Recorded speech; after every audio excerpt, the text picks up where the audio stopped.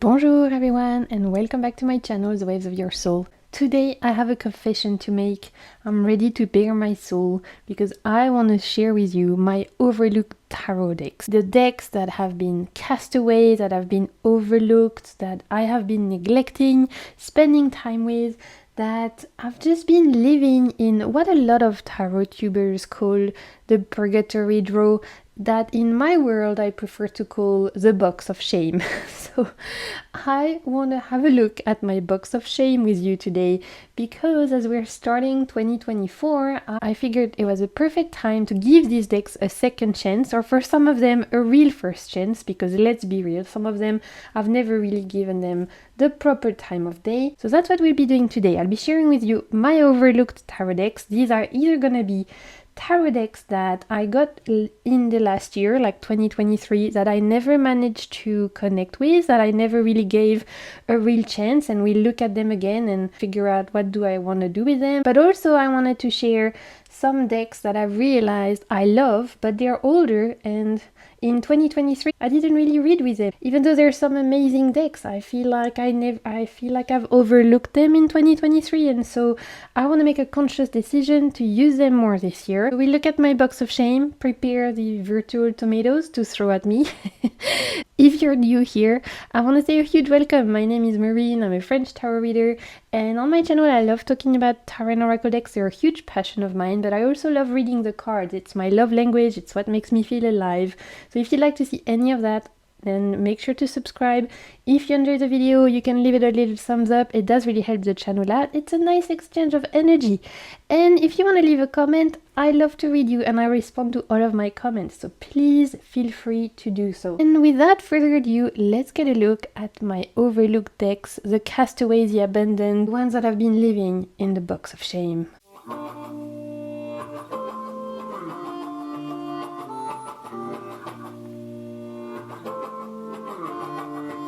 So like I said in the intro, my overlooked decks really consist of two different categories.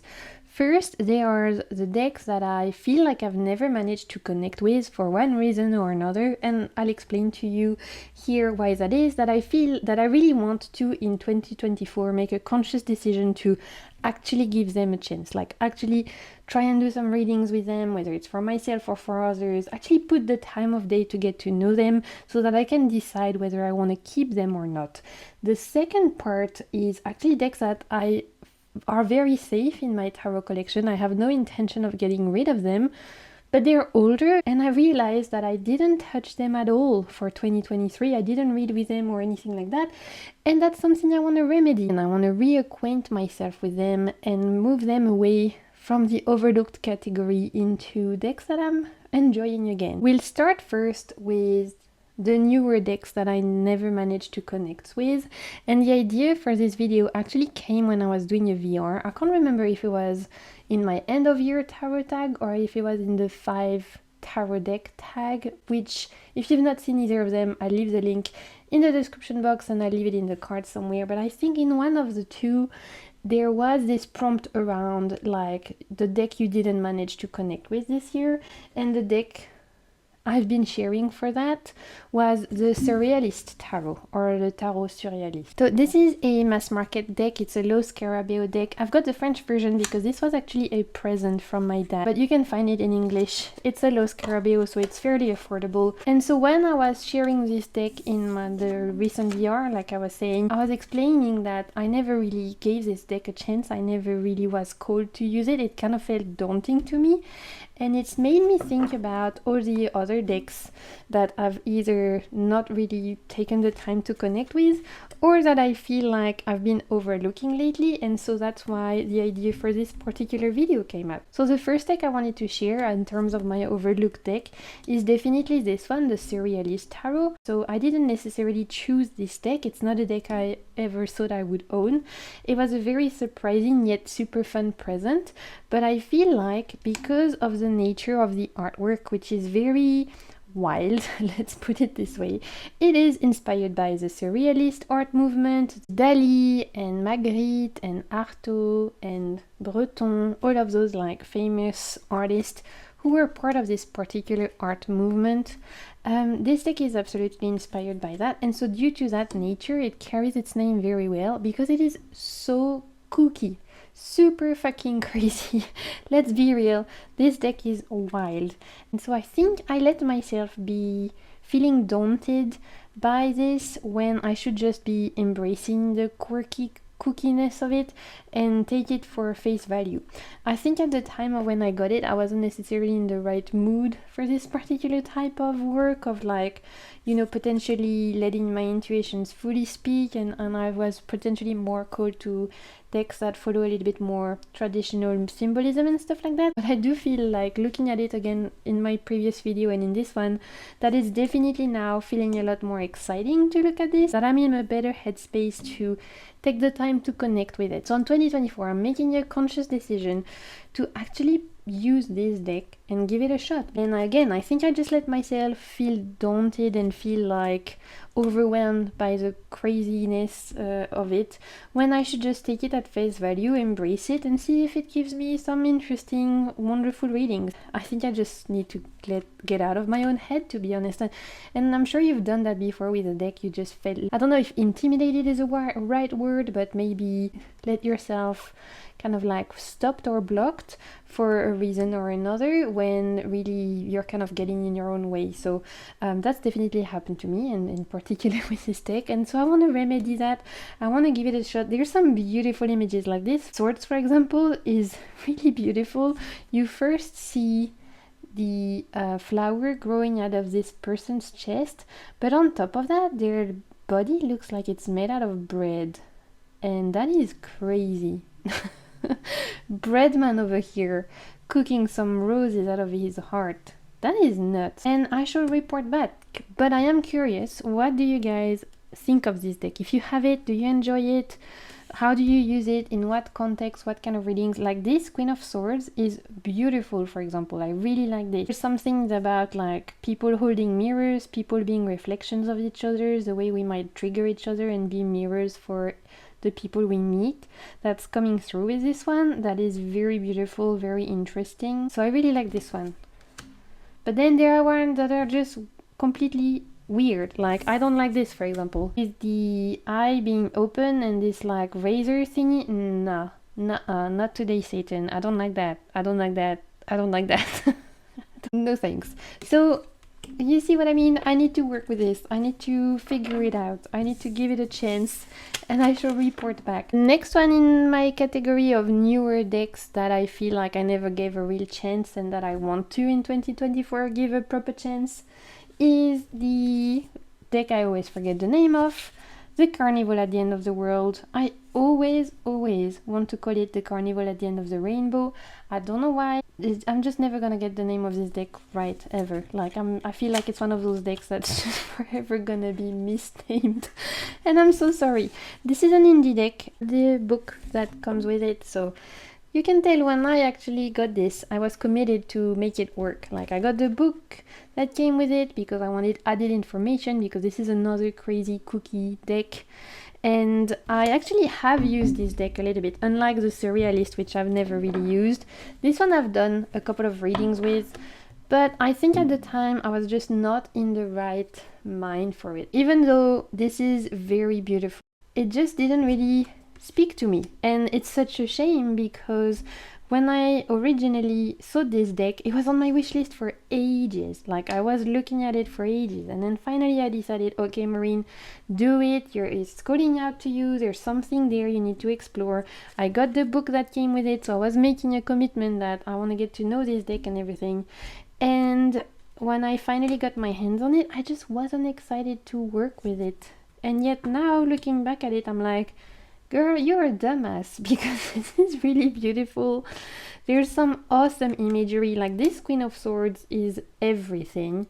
There's also some imagery that I hate, like this High Priestess I love her, she's gorgeous, but there's some images that I really don't like the Wheel of Fortune here. I don't like it. Look at that face, I don't like it. I don't know, there's something about that.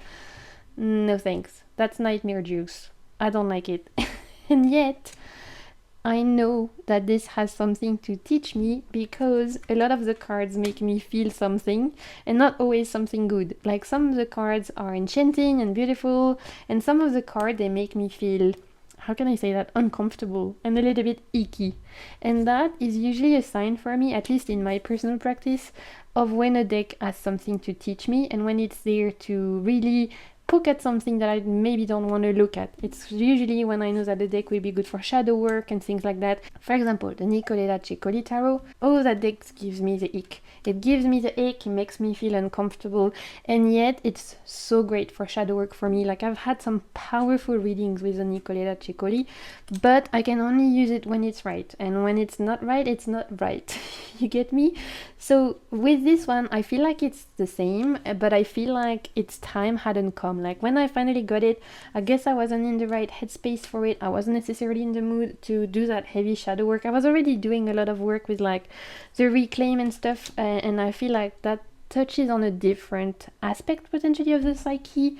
So I think in 2024 I want to give this a chance. I want to give it a chance, and I want to see what it has to teach me, because I can feel like it has. And the reason why I feel like it has is because some cards really bother me. And that's usually a sign for me that there's something to scratch under. I also love some other cards, like this Ace of Pentacles is so sweet. There's something really enchanting about a lot of them. I will say there's a distinction between some decks where it's like it gives you a little bit the ick, you feel a little bit uncomfortable, and yet you know that there's something there for you to explore, versus decks that are just complete hell no, not today Satan, where you just know that it's not for you. For example, the Spolia Tarot, absolutely not, never ever will I touch this deck because, well, I know I'm gonna get cancelled for saying this. I know this is such an unpopular opinion, but I can appreciate how beautiful it is, and I know so many people love that deck, but for me, all of those bags on top of people's heads, it makes me feel claustrophobic, and like I need to grab my inhaler. Like, it makes me feel like I can't actually breathe. It's not even the ick at this point, it's like pure dread, right? Whereas this is just a comfortable level of uncomfortable. And if you understand what I'm saying, then you're a real one. Thank you for understanding how my crazy mind works. I want to give it a chance and move it away from the box of shame and figure out if it's gonna stay or not. So we've seen in the box of shame there is a deck I didn't connect with because I was a little bit overwhelmed by it, a deck I didn't connect with because I feel like it was making me uncomfortable, but yet I know I need to look at it deeper. The last one I didn't connect with yet because I'm petty. And that is the literary tarot. If I put it in the right way, it's better, Marine. Duh. God, I'm such a bad YouTuber. The literary tarot. This was a Kickstarter that I backed ages ago. Like so long ago. So long ago that by the time it arrived, I was over it.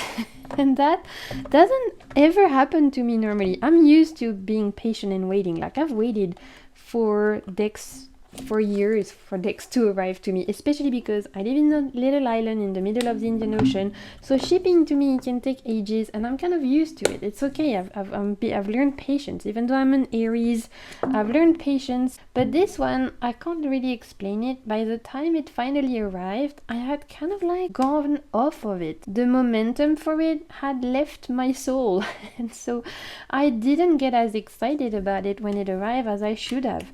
And yet this is really cool. It's inspired by stories, fictions, short stories, famous pieces of literature from around the world.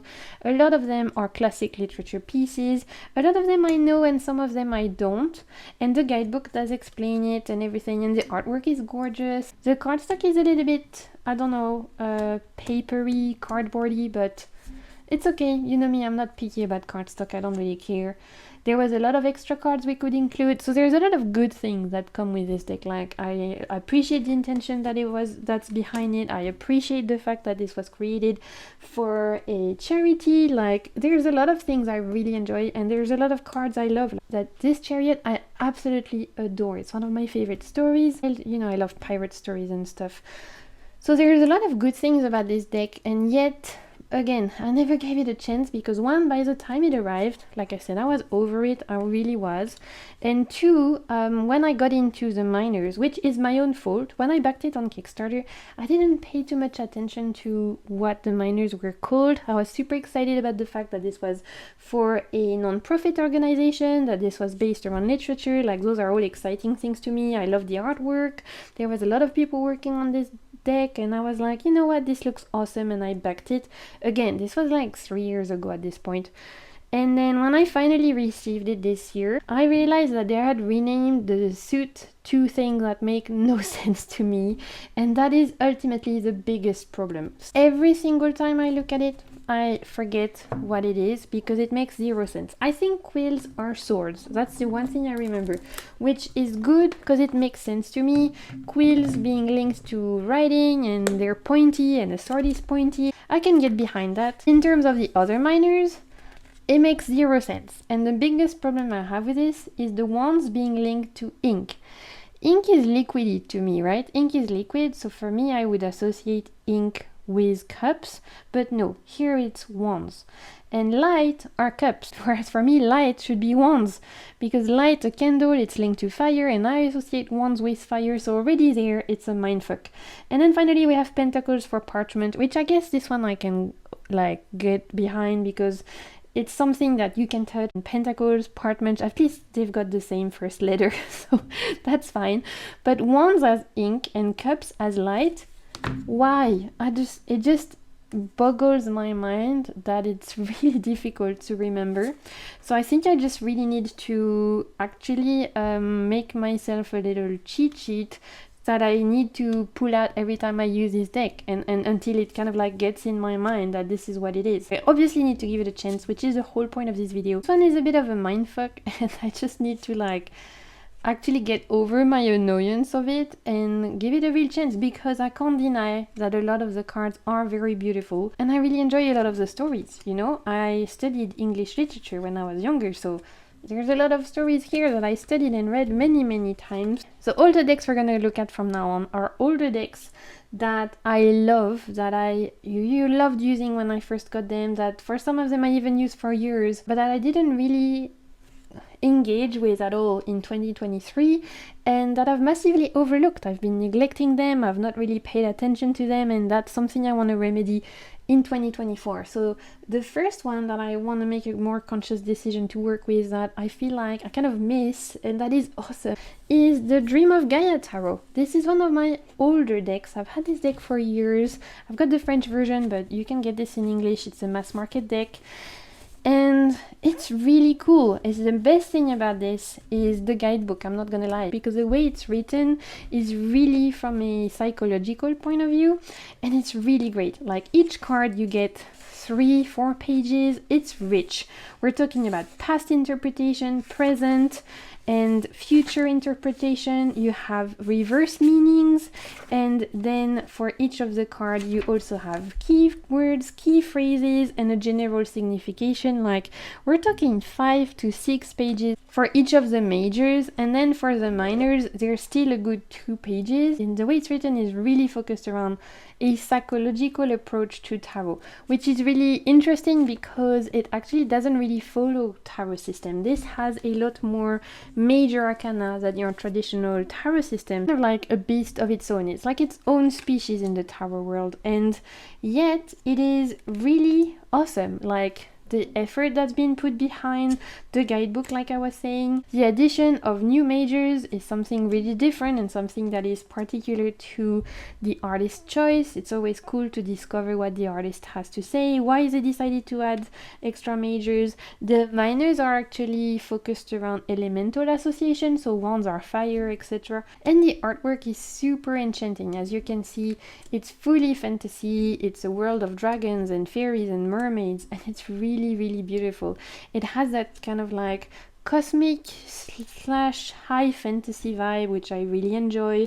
There's something very nostalgic about this deck for me because it's one of the earlier decks I got, and when I first got this I really enjoyed it, but because it was one of the first decks I got, I was a little bit, again, overwhelmed by it because I was just getting used to the traditional tarot system, that by the point I was reaching this one, I was like, whoa, that's a lot. You're telling me there's extra majors and everything has been renamed. Even though I loved reading the guidebook at the time, and I was actually kind of using this as an oracle deck. I wasn't really using this as a tarot. I was pulling like one card or two, reading the guidebook, really enjoying it that way.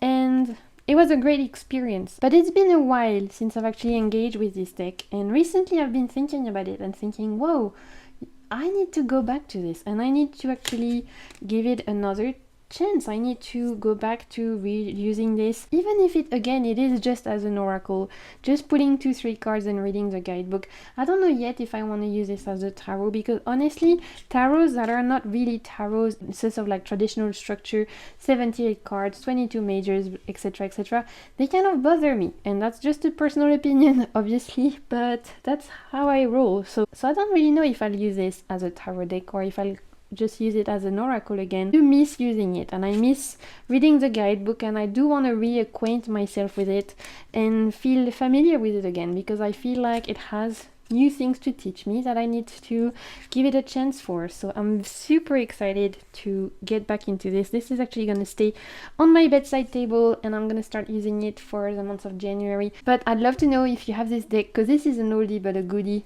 If you have this, how do you use it? Do you still enjoy it? If you have Ravin Phelan's other decks, which are oracle decks, should I get them? Do you enjoy them? Should I pick them up? Hopefully you've not thrown too many virtual tomatoes at me so far, sharing you my box of shame deck.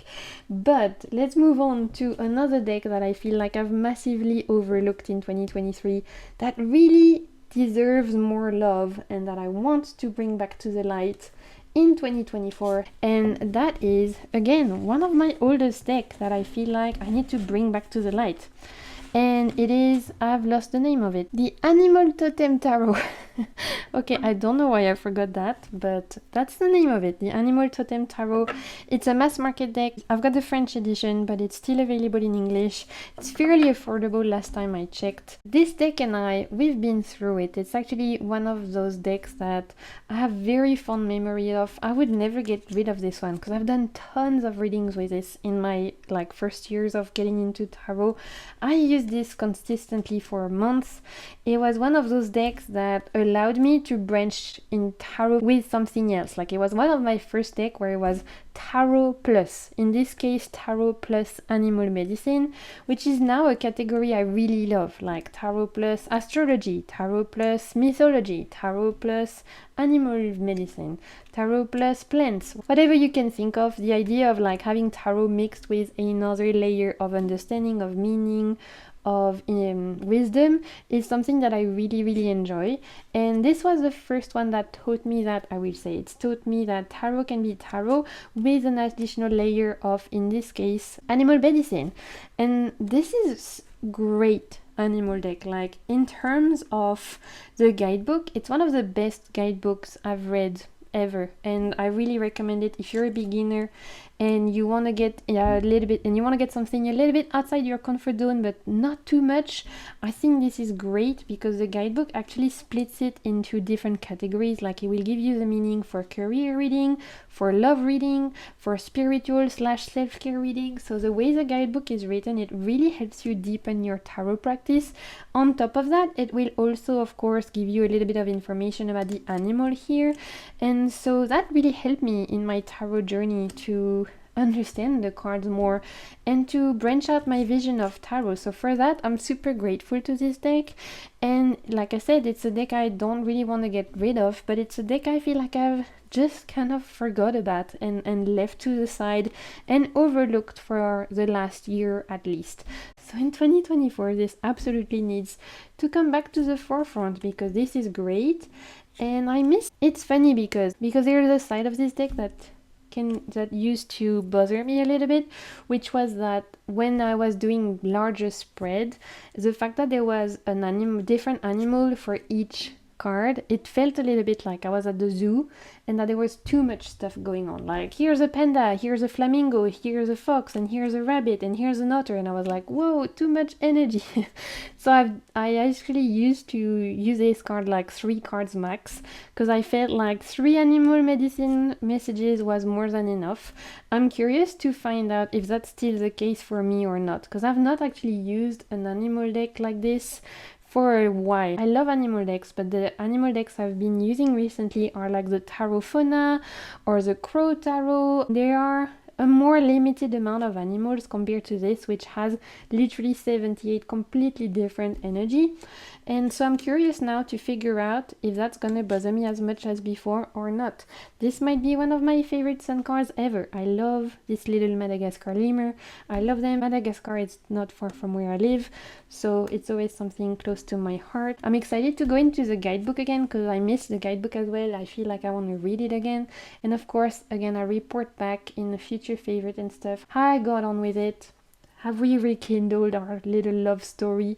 And I'd love to hear from you if you have this deck, you enjoy using it or not. Have you kept it? Have you passed it on? All of that, let me know in the comments. Okay, moving on in the overlooked category, decks that I really enjoy but that I feel like I need to rekindle my relationship with. We have the Victorian Romantic Tarot. Again, this is a great deck. I don't really have anything bad to say about it, apart from the fact that I kind of neglected it. I kind of put it to the side and have not given it the time of day recently. That's something I want to remedy. So Victorian Romantic, it's a Baba Studio deck. I believe it's out of print right now, but I don't know if they're bringing it back. Honestly, every time a Baba deck has been out of print, it's always come back at some point or another. Like I think the Tarot of Prague is actually coming back this year, which is crazy because I thought that was going to be out of print forever. So if you are lusting after this deck and you really want it, I suggest you sign up to Baba Studio's newsletter. I'm actually still waiting for my Bohemian Gothic. I've not received it yet at the time of me filming the video, which I'm expecting. It comes from the UK and things take ages to come to me. Last time, this one actually took 6 months to arrive. So I'm expecting to get the Baba Studio deck probably like by March or April. As long as I receive it, I'll be happy. But anyway, the Victorian Romantic, as you can see, it's very beautiful, very romantic, as the name suggests, which is actually not a category of deck I have a lot of in my collection.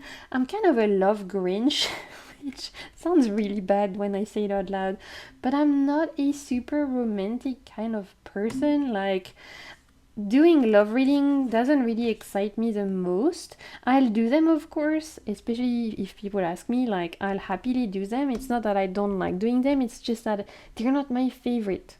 And I do have a couple of love decks that I have and really enjoy, like the Modern Love Tarot Ethony, for example, because this one is also really good for self-love, and I really enjoy that aspect.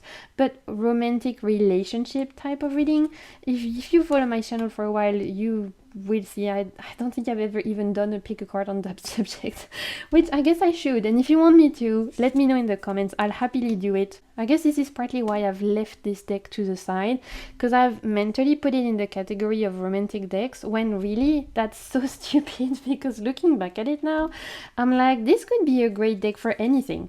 Who's to say this is a love deck? This could be a career deck, this could be a ancestral deck, this could be like a day-to-day deck. I don't know why I let the name and the backings and all of that steer me in the direction of, oh, this needs to be a love deck, when it really doesn't have to be. Like, when you actually take the time to look at the imagery, a lot of it doesn't scream romantic to me.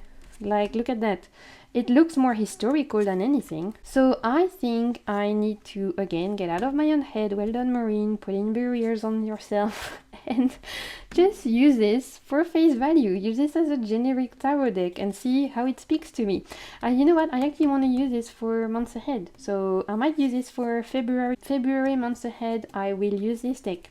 So if you want to see how it reads, keep an eye out for that. I said I do monthly readings on my channel now, and I'm excited to give this a go. That's the point of this video, isn't it? And you know what? Looking at this, I'm also thinking this would be great for story time or fairy tale. There's something about this artwork that's giving like fairy tale, story time vibes.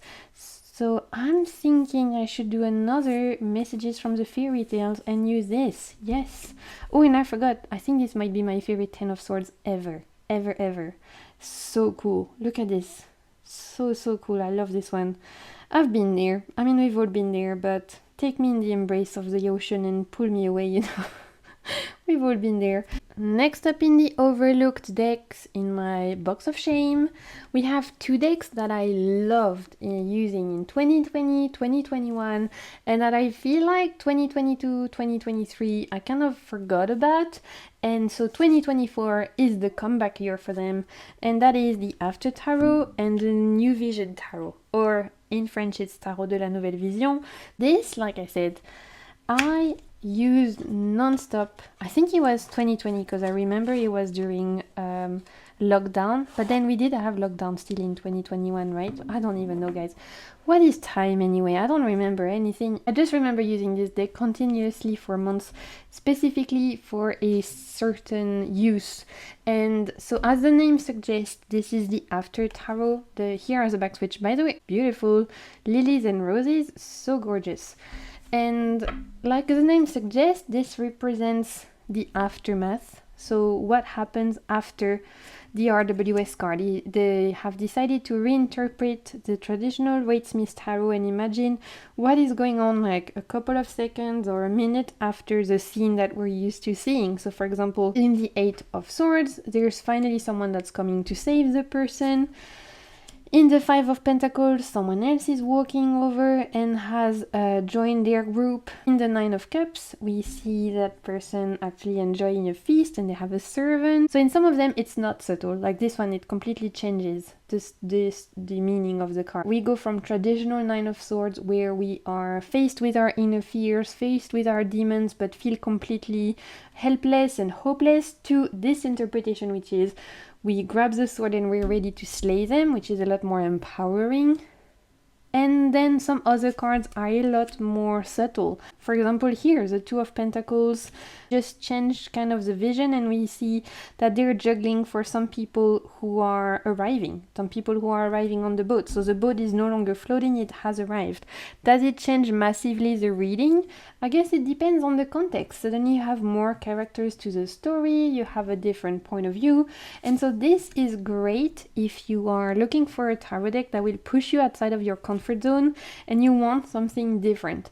Like, let's say you've been reading tarot for a while and you're used to the RWS and you're like, you know what, I'm ready to go a little bit further. This is so good to tap into your intuition because it's going to give you imagery that you're still familiar with. You know, it's not like the surrealist tarot where you're looking at it and you're like, what the fuck is going on? This is familiar, but it gives you something extra that is enough to push your reading to another level. Like, this is the after. So the way I used to love reading this deck was to really ask what's coming next? What's coming next for next week? What's coming next for next month? Any kind of predictive future reading. This was so great because I could have the now with my traditional RWS and I could have the after with this particular deck. Can we talk about how cute this little gnome is? Oh my god, I can't. So sweet. They've got a little leaf hat, guys.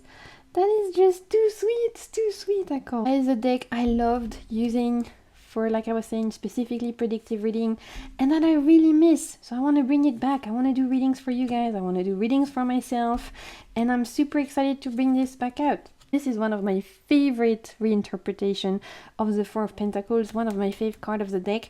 In the Four of Pentacles, this person has been waiting with their coins for so long. They don't want to spend, they've been like keeping stuff for so long, sitting still for so long. This is actually coming for them and they haven't even noticed. They've wasted their time waiting and keeping stuff and not moving, and now it's too late. I'm so dumb for having overlooked it, and I know you can throw some metaphorical tomatoes at me, but don't worry, I'll bring this back out and we'll do some readings together because I'm excited. One in the same category, Tarot de la Nouvelle Vision. or the Tarot of the New Vision. I've got the French edition, but again, it's just one of those regular Los Scarabeo deck. I did edge this one in green. That is another reinterpretation of the RWS, except this time, instead of being after, it's like a 180. So we're looking at the New Vision. It's the same card, but we have turned to look at the other side of the card. So here, we're looking at the back of the throne of the King of Swords, for example. Here again, we're looking at the back of the throne of the Hierophant. Here we're looking at the other side. What is the person looking at when they're looking at the Seven of Pentacles? A ghost. Would you have guessed that? I wouldn't have. That wouldn't have been my interpretation. But you know what? Awesome. It gives me something to go off in my reading. This is obviously a very creative, artistic interpretation of the RWS. For some cards, not much change. Like here, for example, we see the Eight of Swords and their turnaround. The only thing is there are some birds there that they are like coming over. Are they vultures? Are they about to prey on them? I don't know. That's left to your interpretation. But for some, we actually see some things that completely change the meaning of the card, or at least open the meaning of the card a lot more. I will say this one is a lot more subtle than the After Tarot. The reinterpretation are a lot more subtle, but I really enjoy what they have to say, and they've always expanded my readings in an interesting way. And so the way I used to read with this, again, I think it was during COVID that I was using this deck a ton, to think about what are you not seeing, because obviously this is a New Vision tarot, so I love to use this one for like, what are you not seeing, what is in your front of you that you're not able to see, what is blocking you, what is like stopping you from moving forward that you're not able to see. And for this particular use, this deck is awesome. And so again, I'm super dumb for having overlooked it and not used it for ages, but I want to bring this one back out. I want to do some readings for you guys, so watch out for that on my channel. I'll do some pick a card readings around this theme. I'm excited to bring this back out for me as well. Do you have any of those decks? The After, I think there's a before, by the way. I have only the After, but there is a before tarot. So do you have this? Do you have any of these decks? The After, the Before, the New Vision? If so, do you enjoy them? Ooh, my Labradorite is shining. I didn't see the way the light is hitting it is giving that beautiful little rainbow. We love to see it. Two more overlooked decks, you guys. There actually, one is an overlooked deck and the other one is more like a category or type of deck, which we'll leave for the end. So the one before last is a deck that I really want to go back into in 2024, because I want to go back and study it. I feel like it's been too long since I've spent time with it, and I kind of forgot all the teachings of it. Chronic pain equal brain fog. If you know, you know. The struggle is real. Sometimes you can read something and literally next to you you've forgotten it. The deck I really want to go back and do a study of in 2024 is Le Tarot des Alchimistes by Jean Bauchard. This is a mass market French tarot deck, and it's a beauty. I mean, Jean Bauchard, to give you an idea, I always say in my videos when I talk about him, he's like the French Robert M. Place. That's what I always say, because they have similar interests, they have similar in the sense of like beautiful, alchemical, esoteric, occult type of tarot decks. The guidebooks are always so rich in symbolism, in occult knowledge, in esoteric meanings. These are really tarot decks for all of my tarot geeks out there, right? Bauchard actually has two decks out. He has the Tarot Masonic, which is out of print, long gone. I've got a copy, but it's super expensive to get now. And this one, which is still in print. And if you like it, I don't want to create FOMO, but I've been saying that ever since I've shown this deck on my channel. I don't know if they're gonna keep this one out. I don't see it being super popular. I think they might actually get rid of it at some point. I don't know, I've got this like feeling. So if you like this, I feel like I wouldn't wait too long. So Le Tarot des Alchimistes, or as you would have guessed, the Alchemist Tarot, is of course focused on alchemy. It comes with a huge, amazing guidebook. Think again. Robert M. Place, we're looking at elemental association, we're looking at mythological references, we're looking at alchemical stories, philosophical and psychological points. Obviously, everything here is linked to the alchemical process. We have some sacred geometry.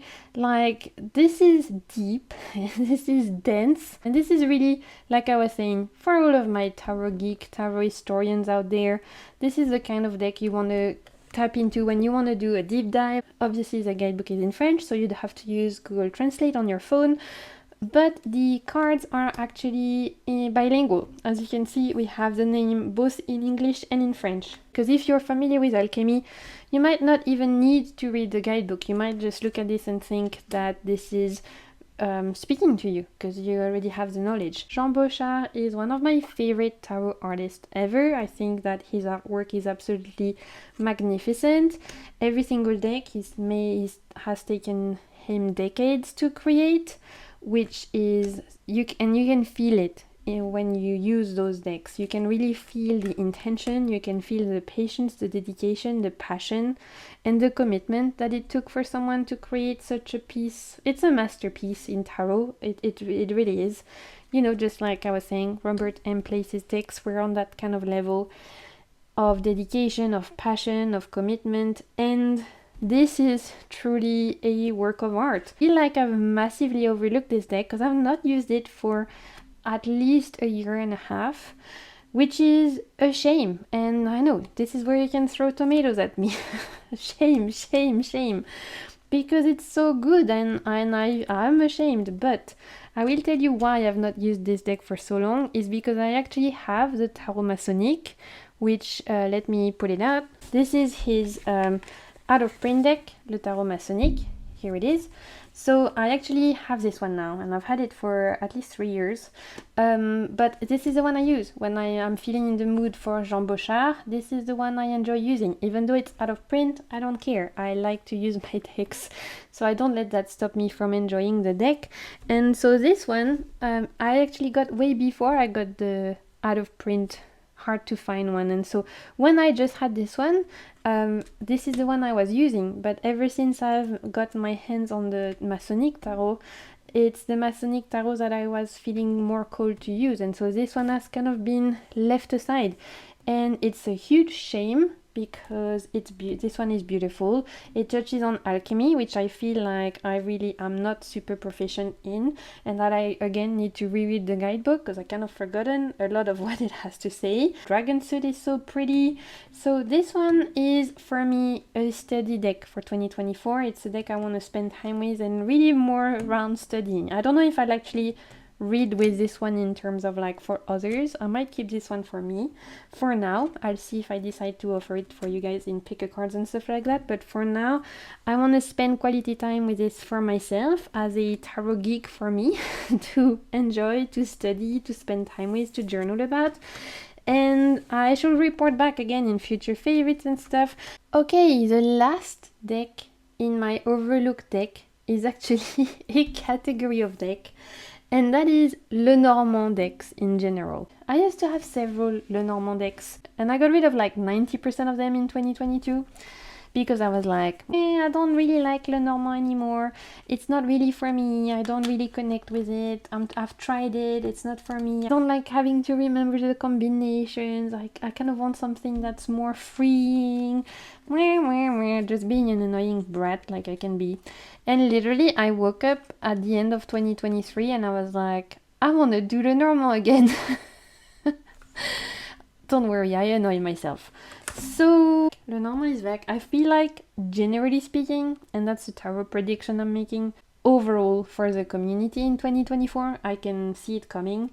And I also think Keeper and playing cards are gonna come back big time. I've seen the premises already in 2023, like we've seen a lot more revisits, but I think 2024 is gonna be the year we see Keeper and Lenormand and playing cards coming back full force. So we shall see. And like I can sense traditional cartomancy is coming back big time. And like I said, we've seen already some signs in 2023, like even the Bohemian Sibyl cards, all of the traditional cartomancy decks I'm sensing a massive revival that started last year, that's coming back this year. So we'll see. I'm excited to see more decks and stuff.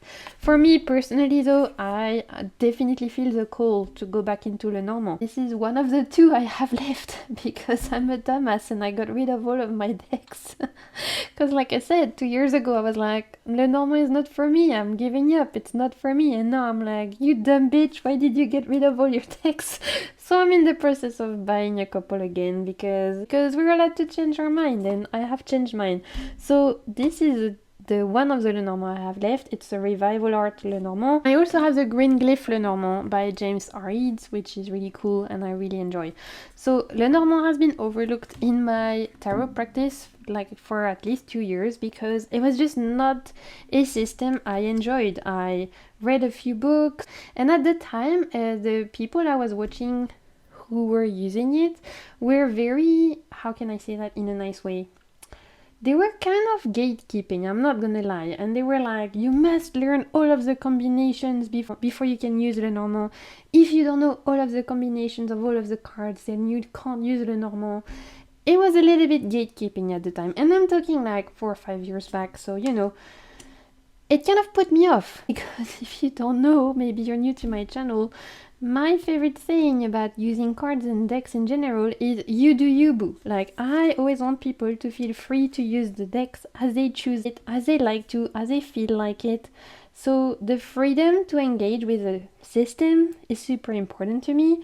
And at the time, the people that I was watching that were using this system put me off.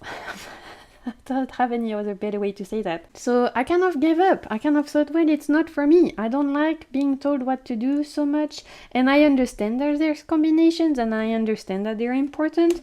But I also don't want to be told that I'm not doing it right if I'm using a little bit of intuition, or if I'm relying a little bit on potentially like more intuitive style instead of just pure the bear plus the anchor equals that. But then recently, like I said, I've been feeling called to use Lenormand again. I've been really enjoying Logan's Lenormand meanings videos that they've been putting out. I'll leave it in the cards. It's Logan from Larkin Legends. They are a Lenormand creator and they actually have some awesome decks.